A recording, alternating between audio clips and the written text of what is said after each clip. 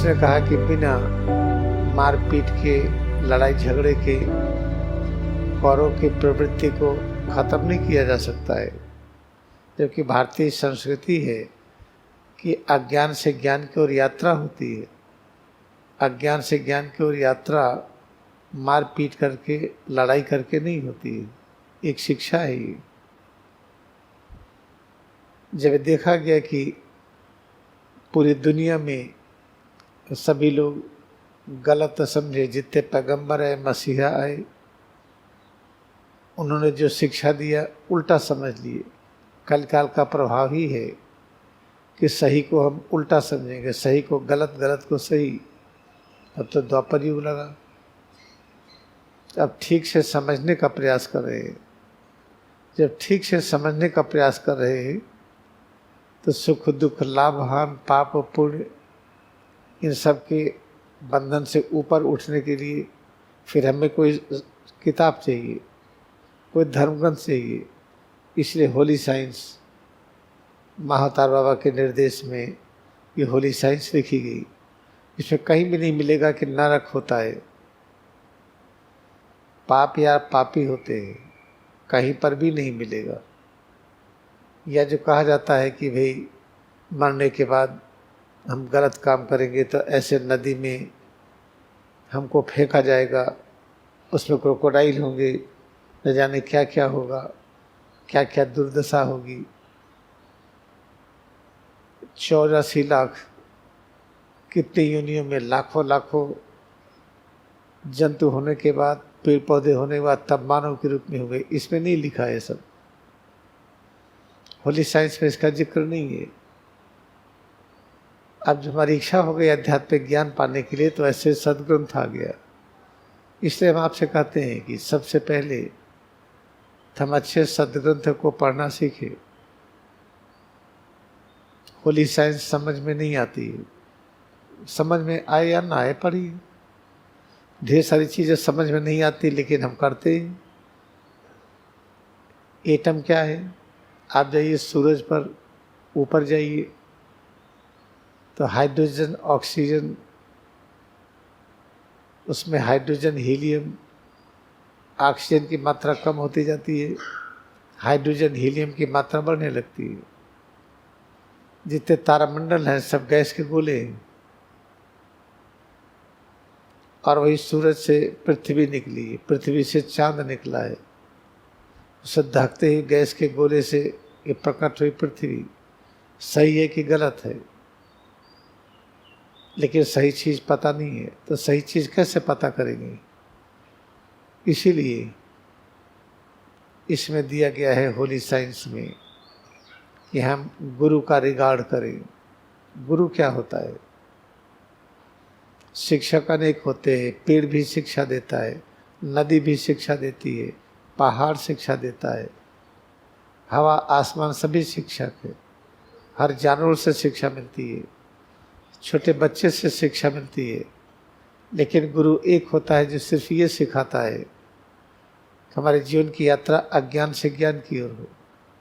और ज्ञान को पाने के लिए शुद्ध प्रेम, प्रेम किसको कहते हैं?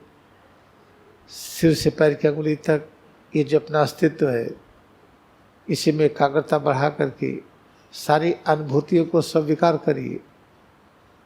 आप कहते नहीं चक्कर आ रहा है। चक्कर क्या होता है? छोटे बच्चे देखिए हाथ फैला करके घूमते हैं तेजी से, तब तक घूमते हैं जब तक वो घूम सकें। इतना चक्कर आता है कि नहीं घूम पाएंगे तो बैठ करके बहुत अच्छा लगता है उनको। हमें याद है बचपन में हम तब तक घूमते थे जब तक कि इतना चक्कर ना आ जाए पूरी दुनिया घूमने लगी। हम कहते रिचार्जिंग करने को तो आप कहते चक्कर आ रहा है, तो फिर दवा खाइए। दवा खाना नहीं चाहते, रिचार्जिंग करेंगे नहीं। तो ध्यान से आप समझिए, परमहंस योगानंद स्वामी तेसुगरी से मिलने के पहले इसमें एक चैप्टर है, दो अकिंचन बालक वृंदावन में। इसको पढ़िए तो क्या लगता नहीं? स्वामी तेसुगरी या लहरी माँ से आदि के बिना संपर्क में आए परमहंस योगानंद, संपूर्ण क्रियाओं का अभ्यास करा सकते थे, लेकिन पाताल लोक में चलता नहीं है। पाताल लोक में आप बहुत ज्ञानी हैं, आपको लोग मानेंगे नहीं जब तक ये नहीं कहेंगे कि हम ये ज्ञान कहाँ से पाए। जब तक आप लीनिएज नहीं बताते हैं, कोई मानने को तैयार नहीं होता है। तो अगर परमहंस योगानंद होली साइंस लिख करके इसको कहा, इसकी व्याख्या किया, और इसके फॉरवर्ड में प्रारंभ में इन्होंने लिखा,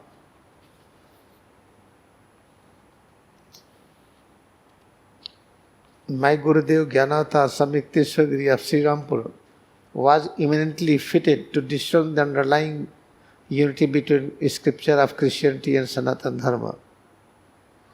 Placing the holy text on the spotless table of his mind, he was able to dissect them with the scalpel of intuitive reasoning and to separate interpolation and wrong interpretation of his scholars from the truth as originally given by the Prophet.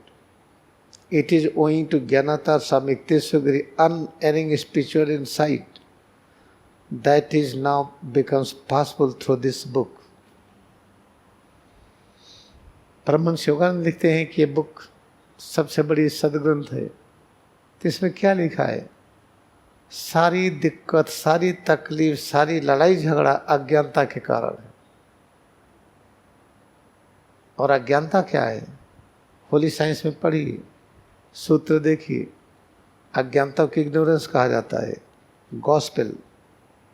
अभी मैं आपको ऐसे बताएं तो आप नहीं मानेंगे, इसीलिए भगवान ने पैदा कर दिया होली साइंस कि अब बताएंगे तब तो मानेंगे, नहीं मानेंगे तो परमहंस योगानंद ही कहते, उनको नहीं मानेंगे तो किसको मानेंगे आप? तो किसी को मानेंगे ही नहीं। देखिए इसमें क्या लिखा है बहुत स्पष्ट रूप में। जो आप कड़ापन, ढीलापन, हल्कापन, भारीपन, मैंने किसी से कहा रिचार्जिंग क्यों नहीं कर रहे? करें चक्कर आ रहा है। चक्कर क्या होता है? तो आप अज्ञानता में फंस गए हैं। हल्कापन, भारीपन का अस्तित्व को मानते हैं तो आप अज्ञानता में हैं, बीमार होंगे आप। तो क्या करें? हल्कापन, भारीपन लगता तो है तो उसको स्वीकार करिए। हल्कापन, भारीपन ये प्रभु से निकली छाया है। छाया हमेशा काया के साथ होती है। जैसे हाथ की छाया इमेज इसके साथ है, ऐसे प्रभु से निकला पूरा ब्रह्मांड इमेज है, छाया है, वो प्रभु के साथ है। तो कड़ापन, ढीलापन ये जो छाया है, इमेज है, प्रतिबिंब है, होता नहीं है तब भी लगता है। जैसे हाथ की छाया को आप काटिए, दर्द नहीं होगा।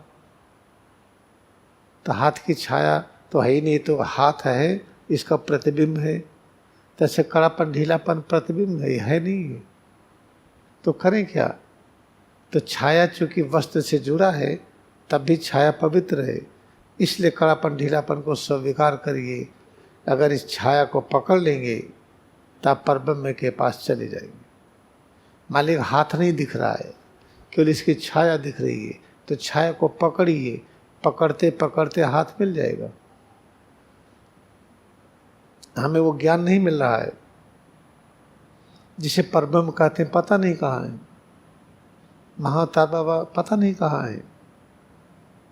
सच ये है कि हर चीज़ें हर जगह है, लेकिन दिख नहीं रहा है।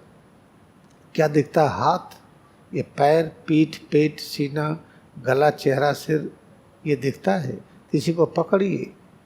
इसको कैसे पकड़े? मान लीजिए कि यही हमारा भगवान है। सिर से पैर की उंगली तक जो आपका है, इसकी अनुभूति को स्वीकार करिए। परब्रह्म का ये साकार रूप है। वरना देखिए, स्वामी युक्तेश्वर से मिलने के पहले परमहंस योगानंद की सारी व्यवस्था हुई वृंदावन में। टिकट मिला, खाना मिला, डोनेशन मिला, वापस भी आ गए, अपने भाई को चकित कर दिए। ये सब चीज़ पहले ही हो चुकी थी। विल पावर इतनी थी कि उनके इशारा पर पतंग कट करके आ गया। विल पावर इतनी थी कि उनके मुँह से जो निकला हो जाता था।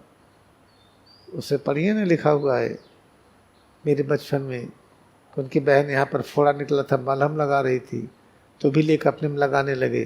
कहते मुकुंद ये क्या कर रहे हो? कहने लगा रहा हूँ पहले से ही जिससे फोड़ा ना निकले। कहते तुम पागल हो? कह मैं पागल नहीं हूँ, तुम्हारा फोड़ा कल दूना हो जाएगा, हमारा निकल आएगा। हो गया अगले दिन। पहले सिद्ध हो चुका था कि वो अवतार है, वो जो कहते हो जाता है। तो उससे माँ ने कहा कि बेटा सब मत कहा करो, लेकिन इसके बावजूद भी स्वामी तीर्थगिरी के साथ रहना पड़ा। लाड़ी महाशय के बारे में उनको कहना पड़ा। अगर न कहते तो परमहंस योगानंद को मान्यता मिलती ही नहीं। उनकी मान्यता में क्या मिली थी? मिस्टिकल है, पूरे कलाकार है, जादू करते हैं, पूरे समाज को हिप्नोटाइज कर लेते हैं। केस भी चली इनके ऊपर। जो पुलिस कमिश्नर था, कह रहे थे देखो हमको हिप्नोटाइज करे, तो मैं हिप्नोटाइज हुआ नहीं। झूठी बातें। तो इसीलिए ये पाताल लोक में है जो आप कहते हैं, अगर अतीत में नहीं है तो हम मानेंगे नहीं। तो जो कहते अतीत में है, वो अतीत की हर चीज़ वर्तमान में है। हाँ तब तो सही है भाई। कोई चीज़ कह दीजिए, कोई लिखा हुआ दिखा दे, हाँ अब मानते हैं। पता नहीं लिखा हुआ सही है कि नहीं, इसलिए ऐसा सदग्रंथ लिखा गया जिसमें कोई गलती नहीं मिलेगी। परमहंस योगानंद के अपने हाथ से ऑटोबायोग्राफी लिखी गई है, किसी और ने नहीं लिखा है। हाँ तारा माता ने एडिट किया है, थोड़ा भाषा को परिमार्जित किया है। होली साइंस स्वामी तीर्थगिरी का जो था, इसका जो अंग्रेजी ट्रांसलेशन है परमहंस योगानंद ने किया है। आपके पास 2 सदग्रंथ ऐसे हैं, उनके द्वारा लिखा गया, जो सिद्ध कर चुके हैं कि उनको अतीत वर्तमान भविष्य तीनों दिखाई पड़ता हर वक्त। तो बाकी चीज़ें क्यों पढ़ते हैं? हम मना नहीं करते। और रामकृष्ण सबकी पूजा करिए, हनुमान जी, गौतम बुद्धा सबकी करिए, किसी मजार की पूजा करिए, किसी पहाड़ की, नदी की, सबकी करनी चाहिए। इसको करने से कुछ मिलेगा तो नहीं जब तक क्रिया योग नहीं करेंगे। और क्रिया करने के लिए 2 किताबों को रखना पड़ेगा। और खाना पीना क्या खाएं उसे विस्तार से नहीं दिया है, संक्षेप में दिया, समझ में नहीं आता होगा। तो साइंस ऑफ फूड के इसमें काफ़ी चीज़ें हैं जो नहीं है, यूट्यूब में मिलेगी।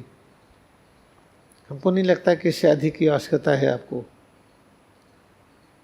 अगर है तो ये महात्मा गांधी की किताब है, इसमें प्रश्नोत्तर है क्रिया विज्ञान में। बस इतने को पढ़िए, खूब ध्यान करिए। और मन है तो योगदा पाठ ले लीजिए, हमको लिखने की आवश्यकता नहीं है। आज ये लिखा गया है, SRF लेसन्स, YSS लेसन्स हैं, आप लेके पढ़िए जितना पढ़ना हो। समझ में तो आएगा नहीं, तब भी रखना चाहिए, समझ में आए या ना आए। प्रकाश क्या समझ में नहीं आता तब भी इस्तेमाल करते हैं कि नहीं? तो होली साइंस और योगी कथा में जो कुछ लिखा है, सारे लेसन्स वही क्रमबद्ध करके दिया गया है। अगर आप इन दोनों को पढ़ने में संतुष्ट हैं तो और कुछ चाहिए नहीं। और संतुष्ट तभी होंगे जब क्रिया योग ध्यान करेंगे।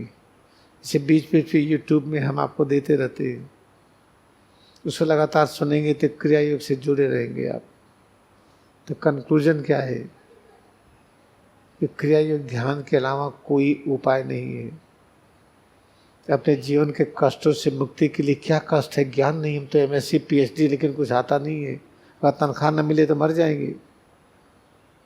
जो परम ज्ञानी, उनको तनख्वाह की आवश्यकता नहीं, उनके पास खुद ही आती चीज़ें। जो सच्चे ज्ञान को प्राप्त हो गए हैं, सुविधाएं उनके पास चल के आती है, उनको सुविधाओं के लिए भटकना नहीं पड़ता है। उनके पास जितनी मोटरसाइकिल चाहिए, साइकिल चाहिए, कार चाहिए, लोग चाहिए, सब आता है अपने आप। तो हम बड़े ज्ञानी, हम PhD हैं, नोबेल प्राइज भी पाए, लेकिन कुछ चीज़ आ तो नहीं रहा, इससे तनख्वाह मिलती है। तो क्रिया योग सिद्ध करता है। अगर आप क्रिया योग से जुड़ गए तो हमारे लक्ष्य के अनुसार, जो भी हमने लक्ष्य बना रखा है, उसी के अनुसार सुविधाएं आएंगी।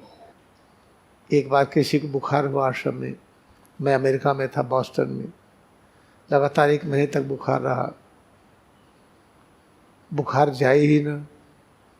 तो हमने वहीं से फ़ोन पे डांट लगाई कि रात भर बैठो, लेटना मत, क्रिया योग ध्यान करो। लाड़ी मास्टर ने कहा है क्रिया से समस्याएं दूर होती हैं। हम कहे 1 मिनट लेटना नहीं है। हमने कहा देखने के लिए कि आप लेटते हैं कि नहीं, बैठाते हैं, बगल में एक को बैठा दिया। तो हम कहे जो बैठे वो भी नहीं लेटेंगे। सुबह बुखार 98 आ गया, बुखार कहाँ होता है? होता ही नहीं। सिर दर्द होता ही नहीं, बीमारी होती नहीं, कहाँ चक्कर में फंस गए बीमारी है। चलिए फिर से हम लोग इसको समझें। जैसे यहाँ सभी जाते ही इसको भूल जाएंगे। आप बाजार जा रहे हो, बैग भूल गए, पैसा भूल गए, और जिस मोटरसाइकिल या साइकिल या किस पर जाना वो भूल गए, और यही नहीं बाजार का रास्ता भी भूल गए, तो कैसे मिलेगा? इसे याद रखिए, अभी यहाँ से निकलते इसको भूलना नहीं है। सिर से पैर की उंगली तक की सारी अनुभूति नहीं सहन होती है तो अपनी स्थिति को बदल लीजिए। खड़े बैठ जाइए, बैठे लेट जाइए, कुछ भी करिए, इस अनुभूति की निंदा मत करिए। सुख दुख है, बीमारी है, न कहिए। और ऐसा नहीं करेंगे तो ढेर सारी दवाएं खानी पड़ेंगी, मेंटल टेंशन बढ़ेगा, डिप्रेशन की दवा चलेगी। पता चला कि रात भर बड़े आपको नींद नहीं आई तो नींद की गोली भी खाएंगी। ज़्यादा नींद आ गई तो और टेंशन में होंगी। तो इस समस्याओं में क्यों उलझेंगी? जब कहा गया कि एटम माया है तो सिर से पैर की उंगली तक है क्या एटम मालिक्यूल ही तो है ये। और जो एटॉमिक परसेप्शन है मास द्रव्यमान वालों, ये होता ही नहीं है। इसी लंबाई चौड़ाई से जो प्रभावित है वो तो होती ही नहीं है। उससे प्रभावित होंगे, अरे बड़ा अच्छा, देखो हमारी फोटो बड़ी अच्छी आई है, फंसे आप, बीमार हुए। क्या पर्सनालिटी, लंबाई चौड़ाई, फिर बीमार हुए। ये तो बहुत छोटा है, आकार प्रकार में सब चक्कर में फंसे कि बीमार हुई। तो क्यों बीमारी इनवाइट करते हैं? आज की बीमारियों की दवाएं भी नहीं, बता देंगे वायरल है, वायरल की कोई जांच नहीं। सिम्टोमेटिक ट्रीटमेंट देंगे, पेन किलर देंगे, बुखार होगा आपको पैरासीटामोल देंगे, अंदाज के एंटीबायोटिक चलाएंगी, फिर जांच कराते रहेंगी। अब सारी बीमारियां आ रही हैं इग्नोरेंस के कारण। ये पहले क्यों नहीं आती थी? इग्नोरेंस के कारण। पहले बीमारियां आती थी, गांव भर साफ हो जाता था, हैजा में, बुखार में, स्मॉल पॉक्स में कितने लोग मर जाते थे। पहले भयंकर बीमारियां थी, पहले पता नहीं था बीमारी है। अब पता चला कि बीमारी है, तब भी बीमारी थोड़ी थी। इस चीज़ को याद रखिए, अभी उठते ही भूलिएगा मत कि सिर से पैर की उंगली तक की अनुभूति जो है ये परब्रह्म की अनुभूति है। इसको अगर भूल गए तो दिक्कत में फंसेंगे।